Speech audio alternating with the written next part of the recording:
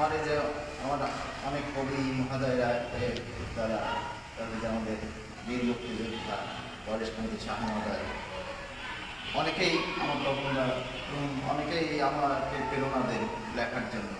এই প্রেরণায় উদ্বুদ্ধ হয়ে লেখি লেখি যে আমি খুব ভালো থাকি, হাজার কষ্টের মাঝে, হাজার দুঃখ কষ্টের মাঝে আমি পরম আনন্দে আমি বিচরণ করতে পারি, বিচরণ করি। তা সত্যি একটা সুন্দর মধুময় আজকের এই অনুষ্ঠানের সেই মধুময় আনন্দদায়ক যাতে আমরা পাই, সেই একটা অনুষ্ঠানের সূচনা হবে বিধায় আজকের এখানে বসা। সেই অনুষ্ঠানটা আমরা কীভাবে সুন্দর করতে পারি সেটাই আমাদের এখন ভাবনার বিষয়।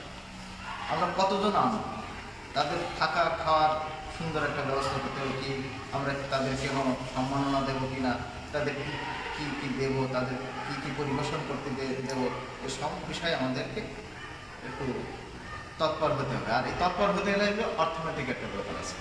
আমাদের সবাই সামগ্রিক আসলে ঠাকুর অনুকূলচন্দ্রের একটা বাণী মনে করছে, মানুষ আপন টাকা পাও, যত পারিস মানব ভাব। তা মানুষকে